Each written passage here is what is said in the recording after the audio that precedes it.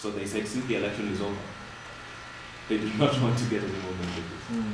And I think that is, the ball is back in our court, where we have to show that these messages are not just for elections, and we can find a better way of using them to levels like civic education and other, like addressing other issues in the community.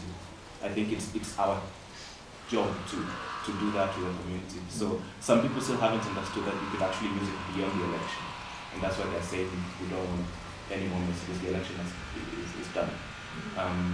But then on the positive side, there was a lot of acceptability for Sisi Amani in the community. There is a request from basically all the places we work in now. They want local offices with Sisi Amani on the door. We already have volunteers who want to run those offices. Which for me I feel like is a crucial thing, that most people would think that they saw a positive thing coming out of Sisi Amani engaging with them. And the fact that we left and there was a bit of silence, they were asking, where did you go? And then some said that we are the first group to actually go back after the election. Of most of the NGOs that were operational during the elections, they haven't gone back.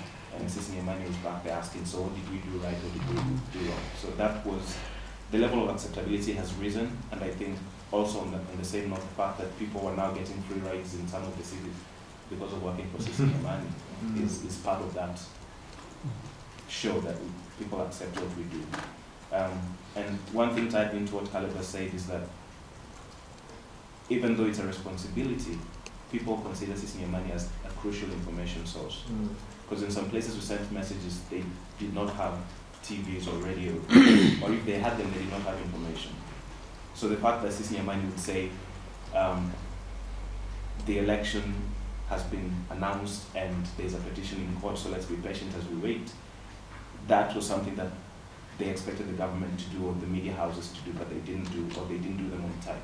So the fact that Sisi Amani kept sending messages right as things were developing made them feel like if we sent messages to them, then they could count on these messages as real.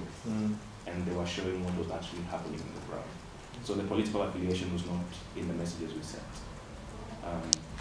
And on the same note, the fact that we used names of the places. Like if you sent a message to Mathare, we said Mathare. If we sent it to Narok, we said Narok.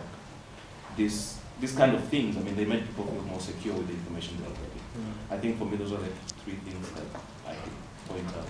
Maybe I can add something, which I thought for me was really strange, because at first, when we were learning